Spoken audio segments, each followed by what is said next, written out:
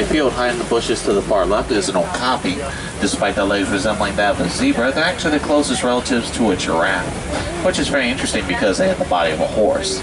They weren't discovered by Westerners until 1901. They're very shy and reclusive. While a little more to the right corner, you may be able to see that one creature lying low next to the bushes there, a yellow-backed diker. When that little guy gets scared, they erect the yellow crest and give a loud shriek before diving to heavy vegetation. They're called dikers because they're diving bucks.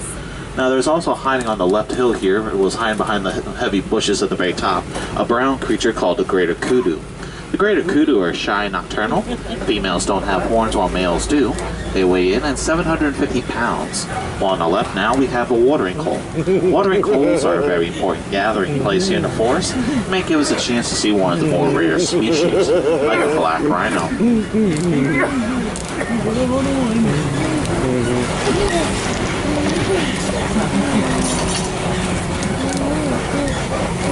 Oh, looks like there's one right here. Unfortunately, poachers have been targeting these guys for their horns. Thanks to poaching, there's less than 5,000 of them now in the entire world. Now, as far as the other animals that live in the forest, they use the heavy vegetation. That's the bushes and trees all around us, so they can try and escape from human eyesight. So you always have to keep a thorough eye out for any movement. There you go.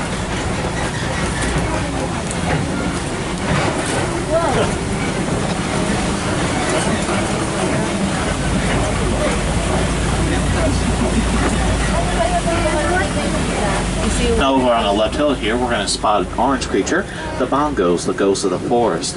Usually very hard to find because, as the name implies, they like to hide. Now we're going to exit the forest here. Make sure you guys hold on to something. Our next area is very far away and on the bumpy road, so you may want to get ready.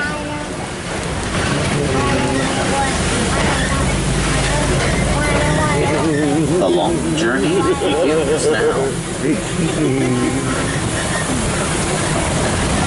And here we are.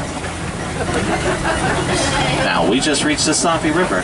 Make sure you guys keep an eye out for hippos, as they like to mark their territory from the right all the way down to the left. If you can't see them on the right, there's no need to worry. There'll be more of them on the left in just a few moments. Now, when a baby hippo is born, that calf can only weigh in at 85 pounds, but when they grow up to be adults, if they're male, they weigh in at 5,500 pounds. They come out at night to eat. They'll eat up to 150 pounds of food a day. Now, it looks like on our left here, there's plenty of them by the island of pink-backed pelicans. During the pelicans' mating season, their backs will change to a slight pinkish color.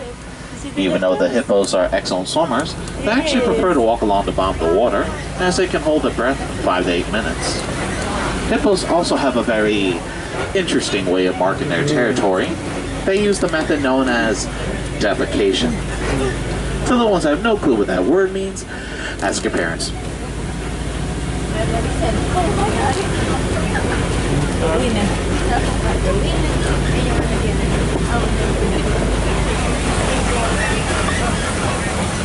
Now, up ahead we'll be crossing an old bridge and we need to be careful. There may be a few now crocodiles below us. They're one of Africa's most powerful predators. They can take down prey much larger than themselves, for example a zebra. When they clamp down their jaws, it exerts a force of 2,000 pounds, easily breaking the bones of their prey. If they're to remain inactive underwater, they can actually hold their breath for 2 hours.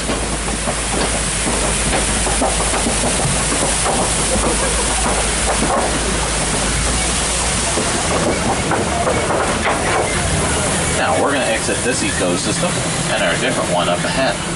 With a different ecosystem, we're bound to come across different species. Let's go see what we can find.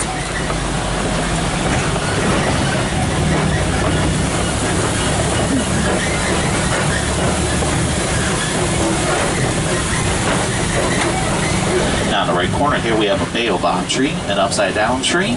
They only have leaves for about 3 months of the year as they store gallons of water inside their trunks in case they're drowned. Now if left unharmed, they can actually grow to be over 1,000 years old. As we make our way downhill, make sure you keep an eye out to your left. We'll have a great view of the Serengeti grasslands coming up.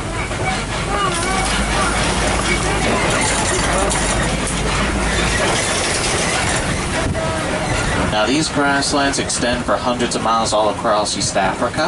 It's a superhighway for millions of migrating animals all year round. This is the wild Africa we try and conserve. Make sure you keep an eye for any movement here. Animals like to use the tall grass as a nice little hiding place, as well as a food source.